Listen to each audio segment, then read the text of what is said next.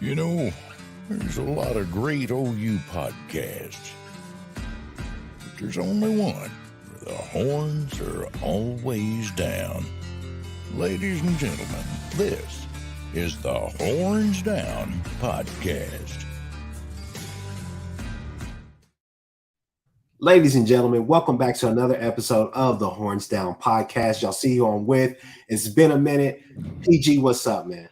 What's going on? Listen, it's hard for me to make the post-game shows when you're walking out of the football stadium. That's true. PG, tell everybody where they can find you at real quick. PG has a lot of great content and a lot of great interviews with recruits and players. So definitely tell everybody where they can find you at, PG, and let's go from there. Yeah, y'all can find me the PG Show on YouTube. Listen, Oklahoma is drumming up excitement on the recruiting trail. Actually talking to a 2025 safety, trying to figure out exactly what his mindset was after today's game because he was impressed. So just follow on over there. This week at some point, we'll be talking about some recruiting. So with that being said, go ahead and like, subscribe, share, do all of that stuff, not just to this show, but also the PG Show. So with that being said, PG, I'm going to start us off and just say this right here. Last year, we don't win this game. We don't. There's mental mistakes. There's all types of cracks in the fold. There's wrinkles in the fold, and we just don't pull this type of game out. I thought that defensively, you made some strides today. You look like a mature team. Offensively, you left some to the imagination out there. I mean, there were a bunch of points that you left out there today. But overall, I'll say this right here. It feels so damn good to be 4-0 opposed to 3-1 like we were last year. It just feels so damn good. So with that being said, PG, I'm going to let you have the floor and just give me your thoughts about your overall thoughts, and then we'll kind of break down the offense and the defense. But, you know, early in the week, PG, I kind of got to give you a little bit of crap. You were nervous about this game, man. So go ahead, man. Tell us. I mean, I was nervous about the game, and it was 20-6, but the scoreboard doesn't really show how far apart this game was. OU should have been ahead. I think what I counted, they missed at least 2 scores. Dylan Gabriel overthrew Andrell Anthony at one point, or it was Farouk. It was one of those two. And then Dylan Gabriel had the fumble in the red zone. So there were 2 scores that Oklahoma could have had, made this 34-6, and it would have looked a lot uglier for Cincinnati and probably a lot better for Oklahoma. But no, like, this is the game that scared me because, okay, you're 3-0, you're heading into conference play. It's your first. I mean, I know we went on the road to Tulsa. That wasn't a road game. It was a glorified road game. That's all it was. So you're going on the road to play Cincinnati in a hostile environment, their first Big 12 conference game. This one just had the making to go in there and be an upset for Oklahoma if they put out the same product that they had in the past couple of years. And I'm not going to lie. As I watched this game, I thought the best part of this team today was the defensive line. Because, again, they continue to do what they did all season, which was contain the quarterback, and that is not something that we've seen out of this team previously. And I said, if Oklahoma took care of business, hey, you feel really good about going into the Red River. No, exactly, man. I thought today, and obviously we could talk about Iowa State all day if you want to, but what I have to say is this right here is that defensively, you saw a lot of really good things out there. You saw a lot of good things from a lot of different people. One person I want to point out is PJ Adebarare. That guy is going to be a beast. But I have to say the player of the game, and we hear his name an awful lot, got to go to what, let's see. Stephen G, he says, I'm just going to say Stutzman is a monster. Stutzman is balling out this year. PG, before we came on here in the green room, what did you say about Stutzman? I said everybody ridiculed me at the beginning of the year when I started talking about, hey, if Danny Stutzman being in Brent Venables' defense makes the jump we expect him to, could this guy go out there and win the Butt Kiss Award? Well, he's kind of making himself a case. Yeah. I mean, linebacker play was terrific. You know, what they really killed us on was just honestly the little quick hitch routes, little hitches and the curls, different things like that. But all in all, I thought it was a great day. let's go ahead and let's just jump right into the defense. Honestly, I thought coverage was really good. I thought that the first field goal that they got, honestly, that play, what was that pass interference on Gentry? I thought you could have let that one go. It was kind of one of those, like, if you throw it, okay, I get it. If you don't, I see it. I thought for the most part the refs were pretty consistent, except for obviously that clear pass interference against Jalil Farouk. But Listen, they ain't gonna call any of those. They ain't gonna call any of those issues. yes. So Oklahoma fans got to get their outside of OU and Texas. There might not be any flags thrown in favor of Oklahoma for that, something like that. So you just have to give up on those. John Russell says Kennick's angle of pursuit needs to improve. I think they used some of our speed against us, but I saw that game in parts. But hey, I'll say this right here. I thought for the most part, and hopefully he'll be okay and be ready for next week in Texas. But I thought Kennick had his best showing today, especially early on in the game. He was definitely crucial to getting them off the field because his closing speed and being able to read the play and see the play, it looked better. He was just playing. He wasn't thinking. He had a key stop on one of our key stops on third downs. Emory Jones had grass in front of him, and Kennick was able just to go over there and basically just shut that down. So definitely was happy with that. I thought our secondary was just fine. I thought our run defense was really good. At times they did get a little bit loose, but I thought we were really good on that. What you have to remember is that this coach, what's his name, Scott Satterfield, was at Louisville these past couple of years. And what has he had? He's had true dual threat quarterbacks. So his offense is very gadgety. It's an RPO, very gadgety type of defense. Offense. And so to be able, one of the things that I saw from us is that we're mature enough not to get fooled by all the cute stuff that they want to do, especially when they're doing speed options, different things like that. Us being able to basically just gang tackle and get to the ball as quickly as we do, that gives me confidence. One of the biggest things I would say is that I loved Deshaun McCullough, but I don't know if you could be that successful with him at the Cheetah because I'm not sure if he's fast enough. But I think with what you were asking him to do today, I don't think that you needed him to do that. He's not fast enough yet. He's not fast enough yet. Jason? What's up, boys? What's up, man? So, guys, we got Jason from Hall of Fame Football Podcast, the College Football Podcast, on here. He was actually at the game. So, before we go over to you, PG, I'm gonna let Jason go. Jason, what did you see there at the game today as far as this defense? Yeah, they bended and didn't break. That was kind of how it was all day, and had a couple of times where you're not going to wrap up a guy like that forever and keep him from doing anything. But for the most part, they were able to keep the Cincinnati quarterback in check as far as running the ball. And when you do that, and you don't allow them to, you turn him into a passing quarterback. You saw what, we talked about it earlier this week. You saw what it is whenever he turns into a passing quarterback. He's not able to get it done. Mm-hmm. Yeah.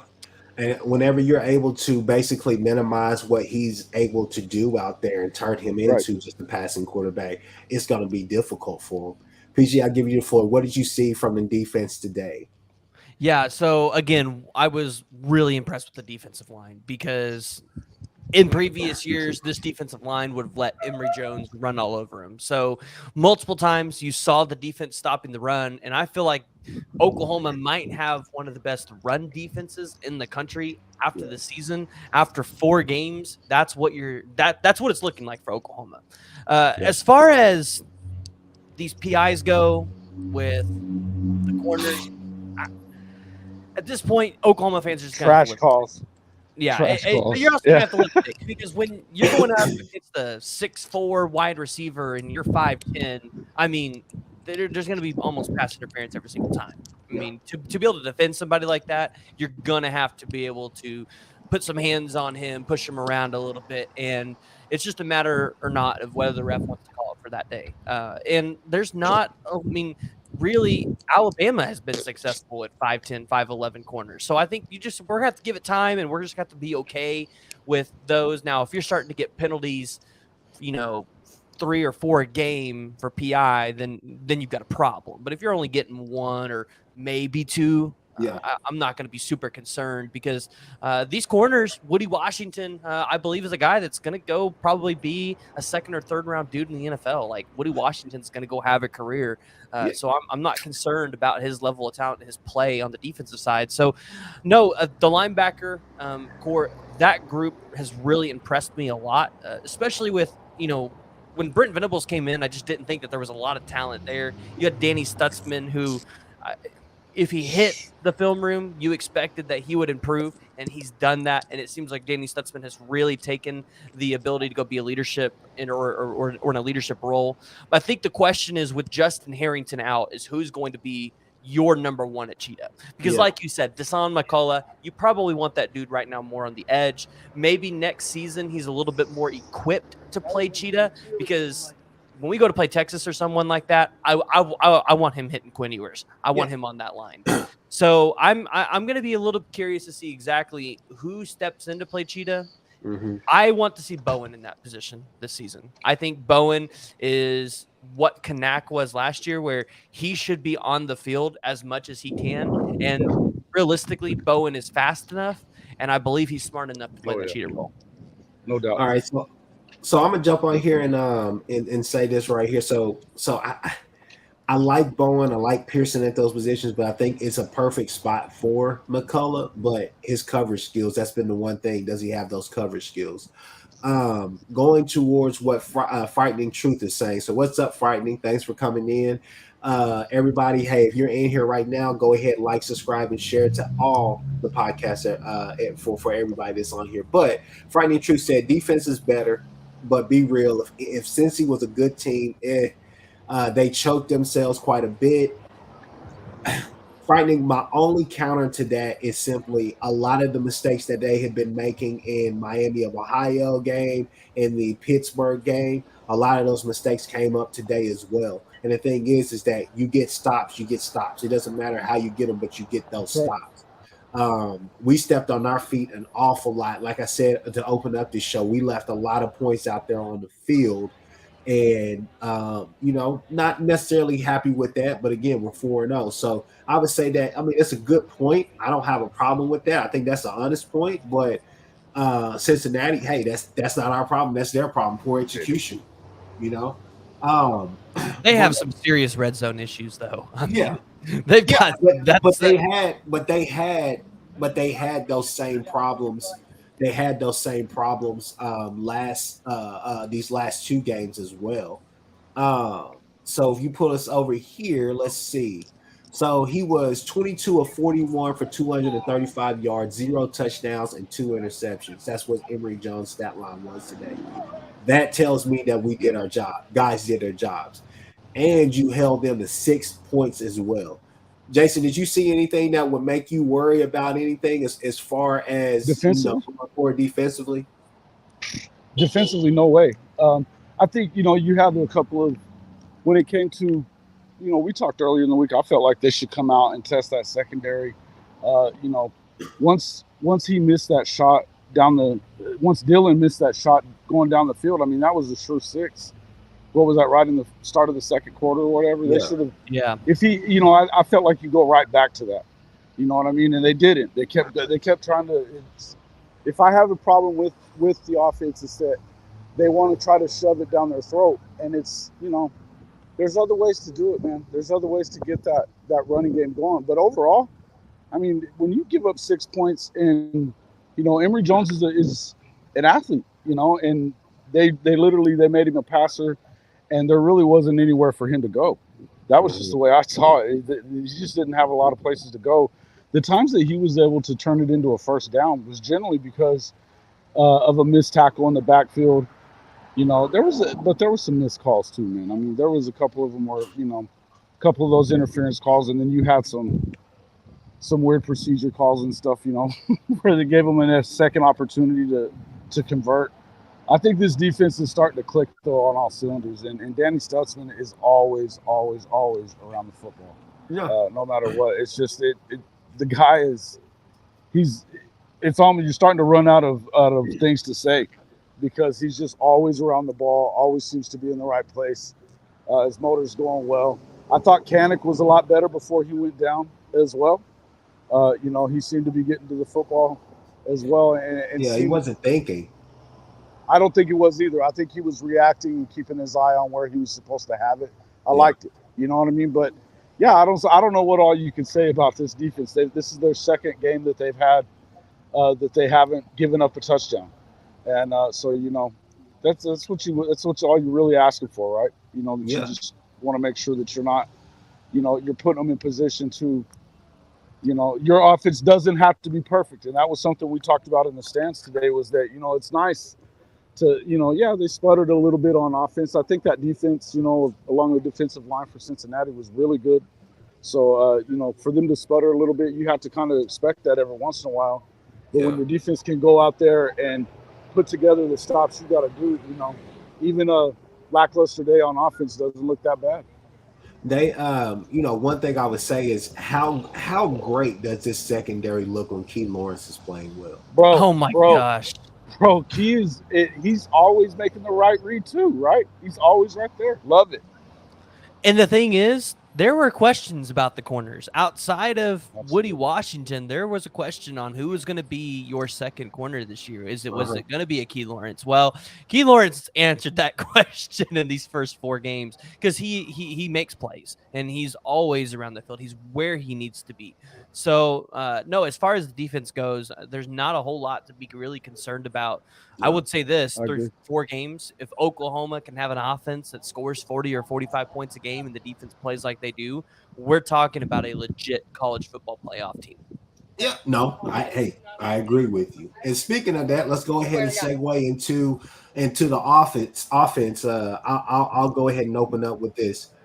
Again, I'll say it again. We left a lot of points out there on the field. At times, we got to get a consistent run game. Whenever we were able to run the ball, that opened them up, and we were able to move the ball better.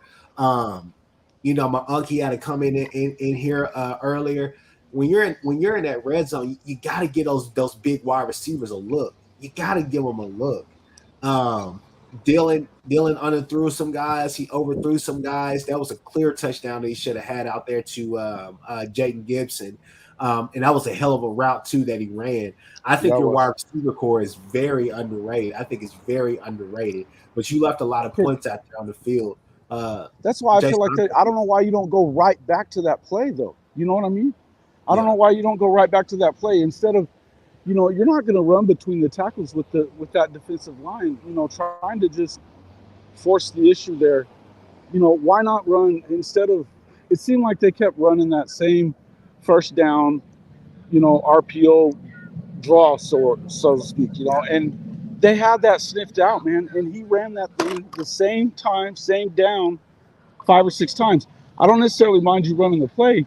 Mix up your timing a little bit, try to hit a first down little short pass, that can be part of your running game if you do it that way too. You know what I mean? There's other ways to get the running game going aside from just, trying to force the issue there. And I think that's what they're doing at times. I understand wanting to have a better running game, but, your short passing game can also be a part of that will open it up and get them, coming in but they did not respect him going downfield, and they didn't really make him pay for it. And I felt like a lot of it was because they didn't really give them a lot of time, or they didn't give him a lot of shots. He should have hit that one. That one we were talking about. Yeah, you got to hit it. You got to hit that shot. That one and the one to Farouk as well. So, I mean, offensive side of the ball, I mean, surely Levy's not this incompetent, right? Yeah. I mean, I'm sitting here watching this game and I'm asking myself questions, and I'm like, surely Levy's not this incompetent, because I felt like he was really conservative. Way conservative, man. Way conservative. But then I start to think to myself, though, is it Levy or is it Gabriel? Because it was either Jay or Cooper. We have a group text, and one of them said that basically Dylan Gabriel, it looked like, had his mind made up. And once they said that, and I started watching Dylan Gabriel, it's the truth. Snaps the ball, he has his eyes in one direction. He ain't looking at the other side of the field. He's not looking at any other receivers. And I almost wonder, is this a Levy thing or is this a Gabriel thing? because that's not. I would say it's both, though. I would have to say it's both because if you're not getting on the same page, that's the offensive coordinator and his quarterback. So if one's not doing what the other one needs him to do, or I mean, if you know why if you're Dylan, you can change the play, and if Dylan isn't reading what Levy sees up from the press box, then Levy needs to get on his ass and let him know, hey, that shot is open. Quit just handing the ball off there. I look, it's got to be one or the other, but it could be both too. That's their job to communicate as OC and quarterback. Guys, I'm about to run out of juice here, but I just wanted to jump in and say, Boomer, it was a good game, man. It was a lot of fun. Great stadium, great atmosphere. How many OU fans were there? Because it sounded like when Stoops caught some passes, there were some OU fans. It was a good amount, man. It was a good amount. I mean, I think there was obviously more Cincy fans. Good bunch of people, man. Good bunch of people here. They were pretty welcoming for the most part. But got to tell you, man, there was quite a few OU fans that showed up. It was, and look, I mean, I don't want to get too far. They won by 2 scores. And when you play defense like that, hey, this is what you have to do sometimes. Is you have to survive some of these games that aren't your best in one area or another. When you go on the road and you get it done by multiple scores, you can't really complain that much, right? They've done it twice this year, where they have won a defensive battle, and those are games where OU would historically lose those.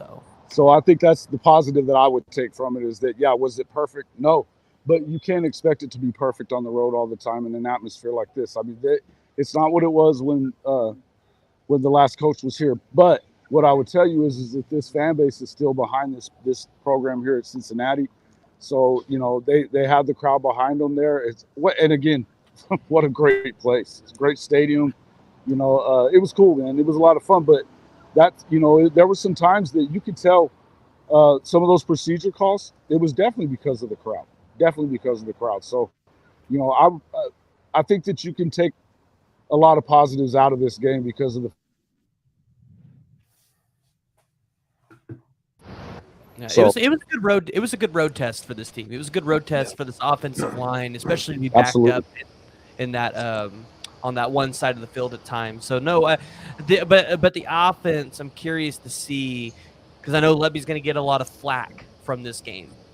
He shouldn't. He shouldn't, man. That's trash for that. Out there, just open up the playbook again. Yeah, I mean, hey, look, you don't have to trash him on this, man.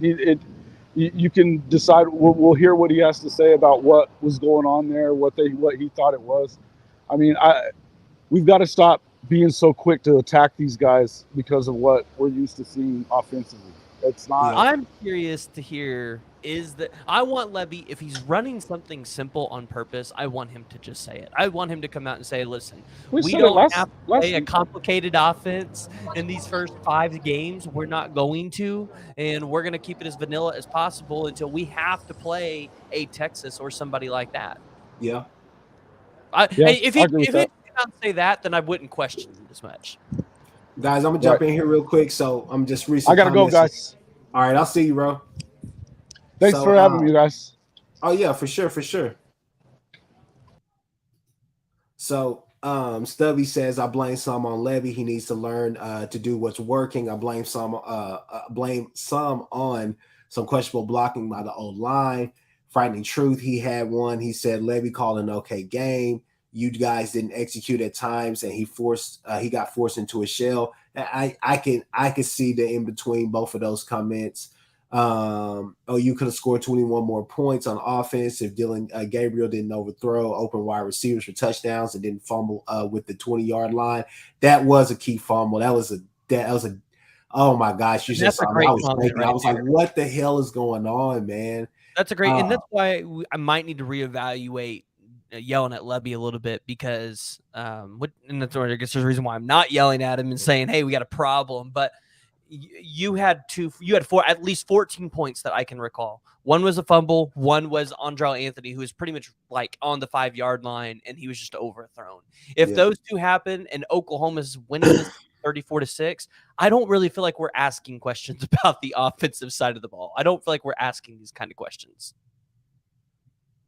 No, exactly. I'm sorry. I was looking at this Alabama game, but no, I mean, I for me, defensively, I feel like I feel like we have an identity. I feel like I understand what we're trying to do. I feel like they understand the scheme better.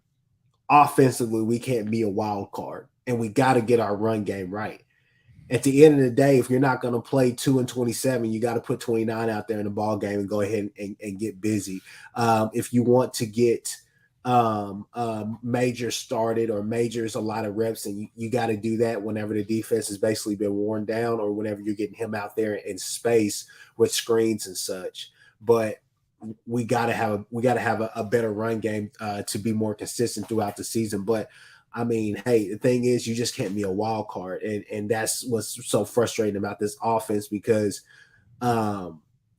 despite what most people will say, we moved the ball very efficiently down the field. It's just the fact that we couldn't pay it off sometimes, and that was the more frustrating part.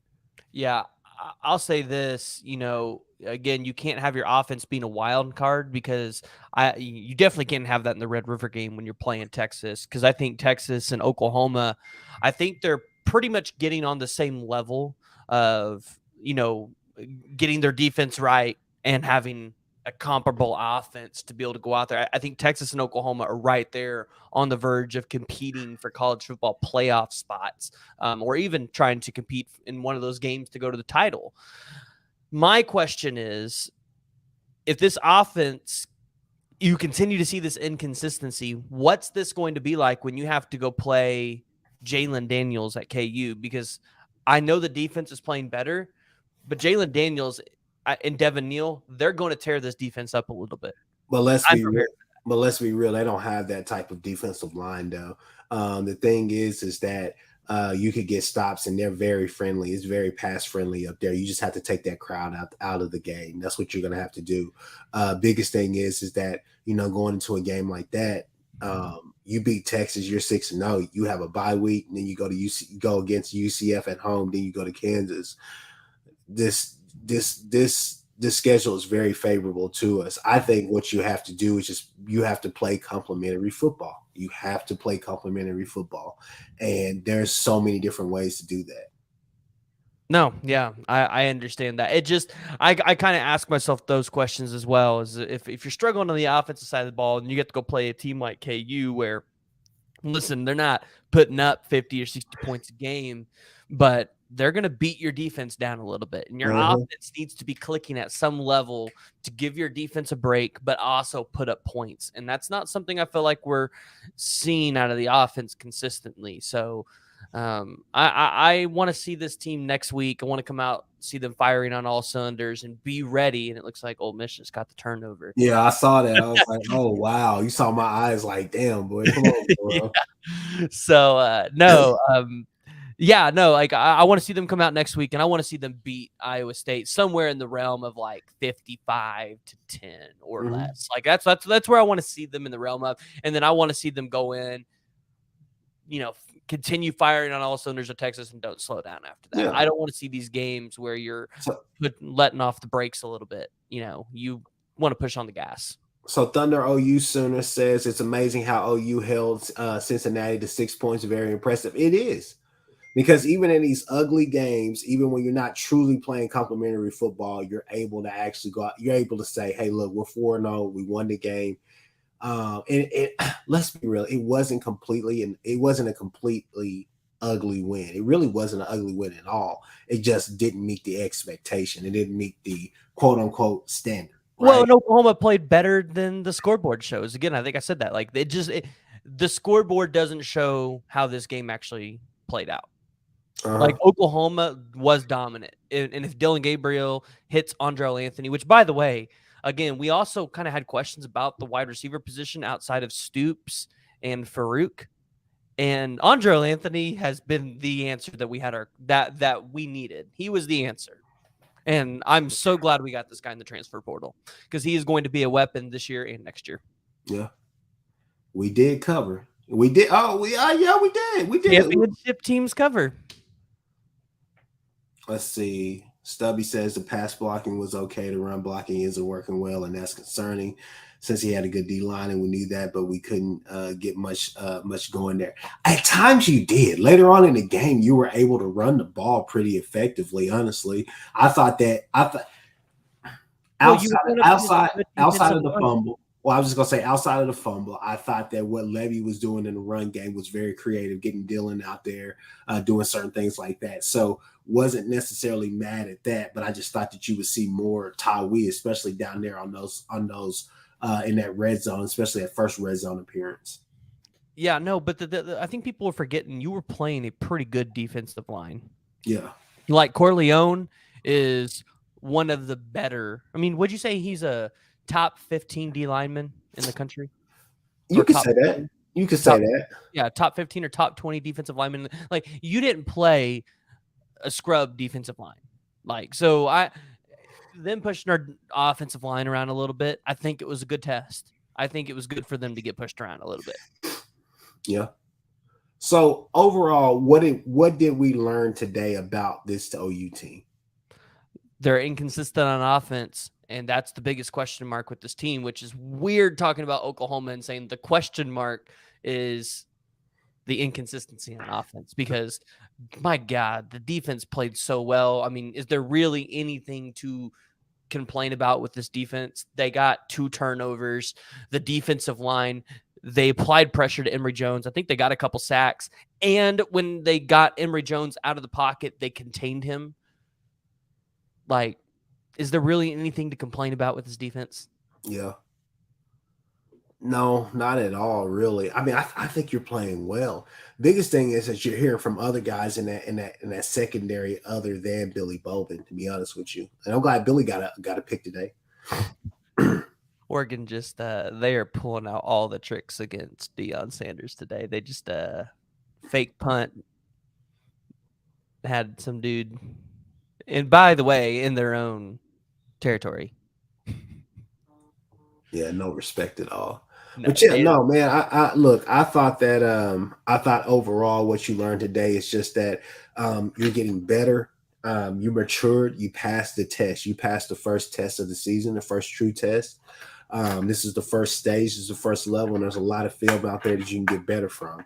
A lot of Iowa State's not good, but Oklahoma has to go out there and they have to. You can't just win it. You have to dominate that game because Iowa State's not good. And again, that's a game where Oklahoma, they probably don't lose it a lot of the time, but they go out there and they let this team hang in a game that they shouldn't hang around in. And I know people are tired of hearing me say this, but I'm going to continue to say this until Oklahoma continues to show us that they're going to go out there and take care of business, and the past is not going to continue to be a recurring thing. I think we'll be fine, PG. I really do, man. Because defense, but yeah. It's a home game, and I could totally see the guys getting relaxed and saying, "Oh, well, it's a home game. It's the week before Texas. We're 4-0." And again, I don't think there's any chance for Oklahoma to lose to Iowa State. Maybe a 1% chance. Like that's going to be a blowout. It should be a blowout, and that's what I want Oklahoma to come out there and do. I want them to come out there and take care of business next week. Don't let Iowa State hang around in this game. You need to go out there and you need to show people what you're about. So that way, when you go into Texas, you know exactly what you need to work on that week. I know one thing we haven't talked about today when we're talking about the defense, just as a very broad sense. But man, that pass rush was nice today, wasn't it? Yeah, I think a lot of people, they've complained about Oklahoma not getting enough sacks and things like that. And I really point to just if you watch Oklahoma, they've played quarterbacks that get the ball out really quickly. But they've been flushing these quarterbacks out of the pocket, but then they contain them. And again, I'm really honing on that because in the past, you would see an Adrian Martinez flush out of the pocket and take it 19 yards and convert a third down, which I think happened one time today. But you would have seen that multiple times in the past. This defensive line, they rushed the passer very well, and I think it showed. I mean, they got 2 sacks today, but 7 tackles for loss. And then how many times would they get Emory Jones out of that pocket and uncomfortable, and Kanak or Danny Stutzman would come in and clean it up? Mm-hmm.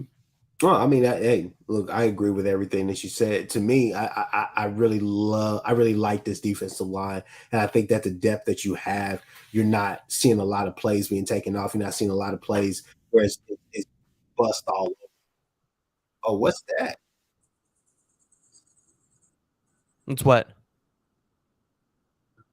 You don't hear that? Hold on.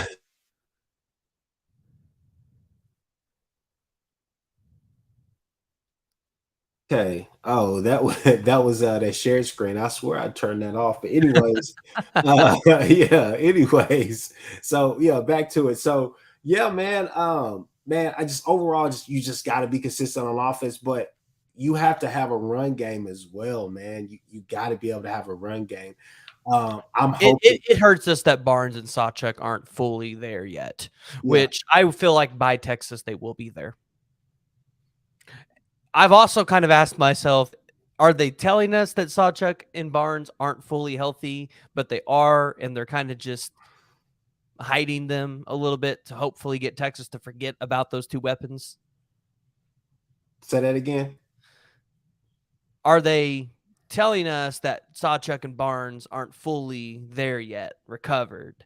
But I don't. really, they're there. They're just kind of hiding them and trying to maybe get Texas to forget about Barnes and Sawchuk. Would it shock you to see Levy do something like that? I have no idea what's going on. I'm so baffled because last game we got a lot of 2-27. On this game didn't see not either one of them. So I don't know. I don't know. I'd hate to be an Oregon fan sitting next to a Colorado fan right now in that Yeah, I stadium. would too. I hate. They have nothing to lose. These Colorado fans have nothing to lose, and they are just being obnoxious every time they're on the TV. Yeah. So, anyways, but no, this Oklahoma team played really well. OU fans should feel really good with the state of this team, where we're at, especially going into the direction of playing in the Red River game. I definitely think you're going to see Oklahoma and Texas in that Big 12 championship game at this point. Texas has got the one opportunity to blow it, but their schedule is a lot harder than Oklahoma's. Oklahoma should have no excuse to not get there at this point. Yeah. Oklahoma State is up on Iowa State right now. This is a bum fight. What's the score on that one? 7-0. Okay. We'll see how many points are scored in that game. I'll be curious to see how Mike Gundy rebounds after last week, because that's embarrassing. That's program. I'm not going to say killing, but that sets your program back a little bit. Yeah. And Stubby, hey, look, I think that's a great comment right there. I feel good about this team. On the whole, it's noticeably better than last year. The offenses, if they ever figure it out, can be dominant too, and they can. And I think that's what you're really wanting to see. Is just 4 quarters of dominant football, and you've seen that at times during the year. But the thing is, you got to be consistent with that.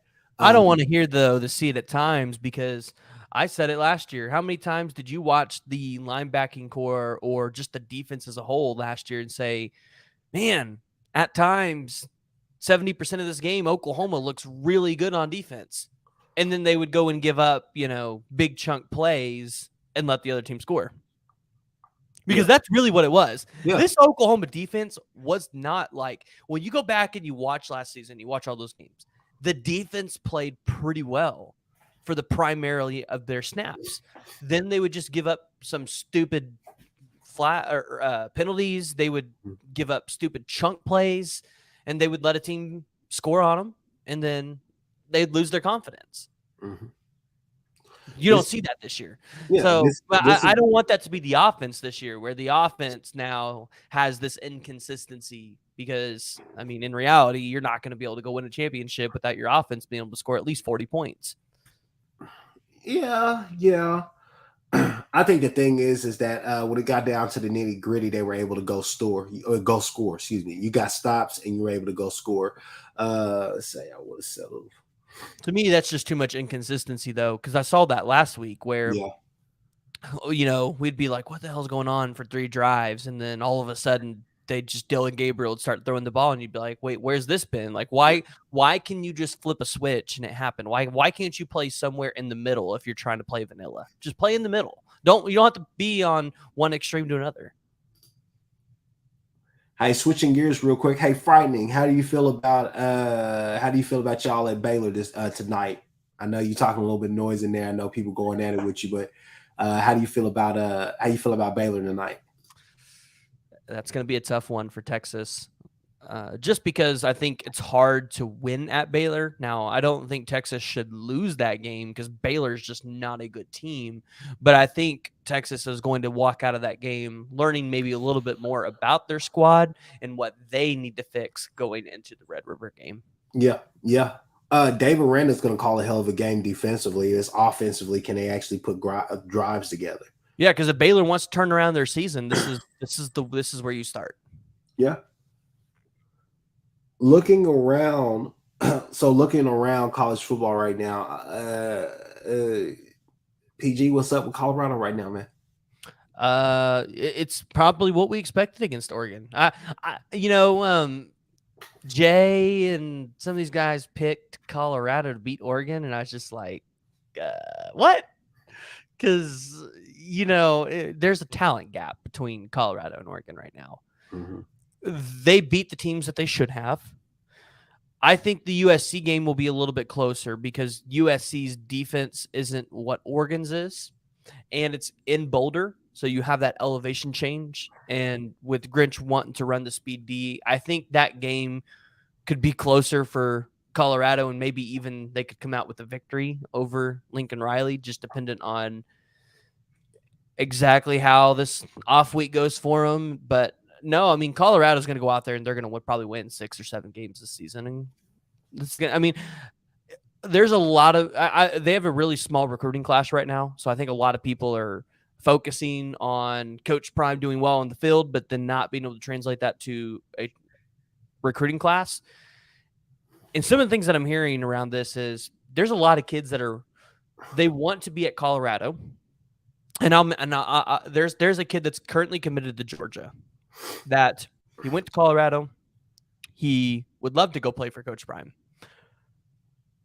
When you have a chance to go commit to Georgia, you have to take that opportunity because that spot, even as a 5-star, might not be there towards the end of the season. As a 5-star, it will be there at the end of the season for Coach Prime. So you're gonna see a lot of flips at the end of the season, especially as he continues to really get this team together. I really like what he's done. He's put a group of players together that have something to prove, and they go out there and they play that, or they play with it on their shoulder every single week, and you see it. At the end of the day, Prime has already won, and the reason why they won 1 game last year. So. Yeah. Well, and they started out 3-0. I think a lot of people probably I think there were people that said, "Hey, Colorado can go 6-0, but I don't think or 6 wins, but I don't think they expected Colorado to go 3-0." No, I think they expected them to lose one of those. Nobody expected them to get that half of that total already. Yeah, so I'm Colorado, Cincinnati, and UCF are going to be 3 really good teams for the Big 12 as this team, or as they start to really integrate back into that conference. Obviously, I think you'll still have your common offenders. You'll have Tech, Baylor, Oklahoma State, Kansas State hanging around from the previous. But I really like what the Big 12's put together. This is going to be a really fun conference. Yeah, it's going to be a really good conference as well. BYU is a team that honestly, they may be the K-State this year. They may be K-State this year, to be honest with you. That's a team that I'm saying that, hey, them going to Texas, them and us going to Provo, it's definitely going to be an interesting situation. I don't feel bad for Texas. I kind of feel bad for Texas a little bit. I mean, their schedule is brutal. So not only they got Kansas coming to their house next week, which I'm really excited about that. It's also a 2:30 ABC game, so it's pretty much going to be in the prime spotlight. If Texas somehow loses that game, it'll be glorious. But they've got to play Kansas. They got to go to Houston. So Houston's not very good, but they want to be. All of these new teams want to prove something. They want to beat OU or Texas on their way out. They've got BYU at home, K-State at home. They've got to go to Fort Worth to play TCU, which I feel like at the end of the season, TCU will have somewhat of it put together. And then they got to end their season. I've said this could be a problem. They've got to end their season at home against Texas Tech. Yeah. I'm not going to lie. There's a small part of me that wants Texas to be undefeated in that game, rolling in to DKR thinking, all right, if we beat Tech, this is it. I want it to be a night game, and I want this thought to be in the back of their mind. This has happened before. No, I got you. No, so what I say is this: Chivas McDonald says Dylan Gabriel missed 8 throws. Give me a break. He's not perfect. No quarterback is. Defense salty. No need to be too aggressive. If we don't make mistakes or keep getting iffy penalties, the score would have been different. I agree with some of that. I disagree with some of that. Dylan Gabriel, as much as I like Dylan Gabriel is still making making some of the same mistakes that he made last year. And the thing is that he's got to clean that up quickly. It's the bigger games. It's not the games against the, Tulsas and SMUs and stuff like that of the world. It's the Texas games, those bigger games. He has to, for this team to go where they really want to go, he's going to have to elevate his game this year and take it to a whole nother level. And I think statistically he's going to show that, but at the same time, can he pass that true eye test? Yeah, I just don't want people calling for Jackson Arnold this season. I think Dylan Gabriel, even though at times he frustrates you because of the overthrows, and I think people got to remember he's a little bit smaller, so it's hard. Same thing that I think we all had these probably concerns with Kyler Murray too, where he couldn't see over his offensive line at points, and so he would miss guys that were wide open down the field. But yeah, I don't want people calling for Arnold because I think Gabriel can get the job done this year. And you've heard it. Gabriel wants to end his career with a bang. Like he wants to end it on a high note. So I don't feel like the fans should get super upset with Gabriel. Now, if Gabriel is intentionally not going through his progressions and he's only got it set in his mind that he's going to go to one guy, he needs to fix that. But if that's a Lebby thing, I'm not going to put it on Gabriel. Yeah. All right. Well, folks, we've been on here for about 47 minutes. It's time for us to get back to some football. But this is the Horns Down podcast. This is also our instant reaction to what happened today with the Sooners versus Cincinnati. Again, we're 4-0, 20-6, held them to 6 points. You did your job defensively. Offensively, still got some work to do. You left something out there to the imagination. But all in all, you got the win. That's all that matters. Last year, we weren't able to say we were 4-0. This year, we're 4-0, and we should be 5-0 going to the Red River. So Oklahoma was it 7-0 or 8-0 a couple years ago when they had Hurts? Was it 7-0? Yeah. And it had been a while since they had made it to that point before losing a game. Yeah. How many games does Oklahoma win this year before they actually have a loss on their column? Do they get to the 7-0 this year and go to 8? You got to think, man. I think with Caleb his year, we were 9-0 until we lost the game to Baylor. Yeah, we were. Okay, 9-0. Okay, so Oklahoma either 8 or 9-0, but yeah, we hadn't lost a game until we had faced Baylor that year. My God, if you had Caleb Williams on this team, that offense would be with this defense. But go ahead, PG. Tell everybody where they can find you at. Yeah, y'all can find me on YouTube, The PG Show. Listen, for Red River Breakdown, we've got special guests coming on the pod, former OU players coming on to break down that game. It's going to be a lot of fun there. We are working on getting some recruiting notes, so hopefully here in the next couple of days, we'll have something there. OU's making noise on the recruiting trail, and it wouldn't shock me to see Oklahoma get a commitment from okay, let me say this. It'll be probably a flip here in the next week. Wouldn't shock me if that happened. All right. Well, hey, with that being said, the Horns Down podcast, like, subscribe, share, not only to our pod, but to also the PG Show as well. So with that being said, we out. There's a lot of great OU podcasts,